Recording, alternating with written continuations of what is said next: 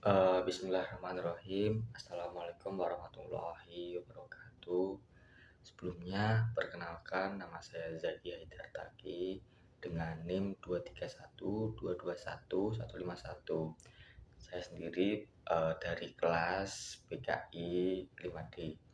Jadi pada hari ini, video ini kita akan membahas tentang keterampilan konselor multibudaya ya teman-teman. Kenapa? Karena topik ini itu penting dalam praktik konseling. Konselor itu tidak hanya bertemu dengan klien dengan latar belakang sama saja, tetapi sangat beragam baik dari segi budaya, nilai, kebiasaan maupun cara berpikir. Sedangkan dalam pengertian sendiri, secara sederhana itu keterampilan konselor budaya adalah kemampuan konselor untuk memahami dan menyesuaikan layanan konseling dengan latar budaya klien.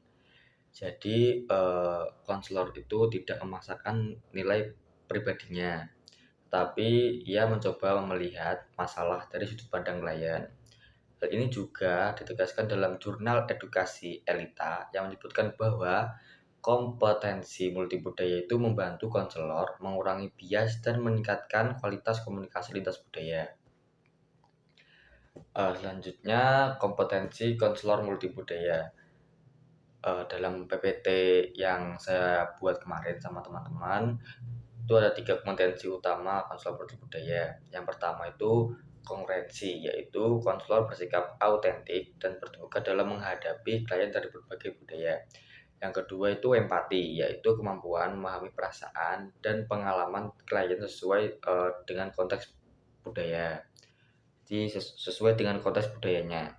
Terus yang ketiga, penerimaan tanpa syarat. Artinya, konselor itu menilai klien itu apa adanya tanpa menghakimi latar belakang budayanya, ekonominya, maupun pengalaman hidupnya.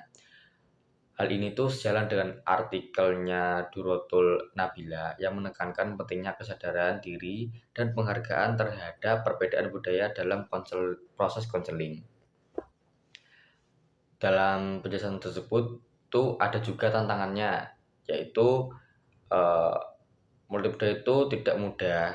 Konselor tuh sering menghadapi tantangan seperti perbedaan bahasa, munculnya stereotip, terus prasangka, kecenderungan menghakimi, hingga kecemasan antar budaya. Jika tantangan ini tidak disadari, maka proses konselor itu bisa terganggu dan hubungan konselor dan klien itu menjadi kurang efektif.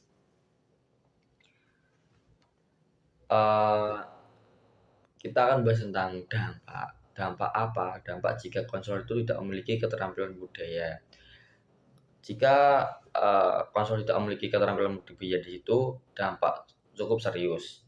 Konseling bisa mengalami miskomunikasi, klien malah tidak dipahami, bahkan layanan menjadi tidak sesuai dengan kebutuhan klien.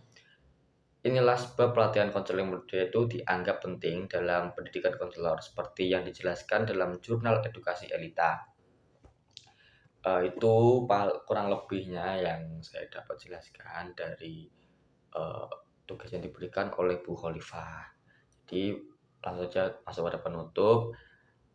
Kesimpulannya bahwa keterampilan konselor multibudaya itu bukan sekedar pelengkap, tapi kebutuhan utama dalam konseling modern yang seperti saat ini.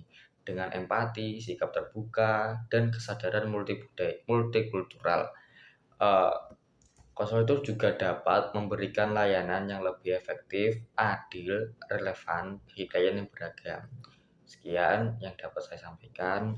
Assalamualaikum warahmatullahi wabarakatuh.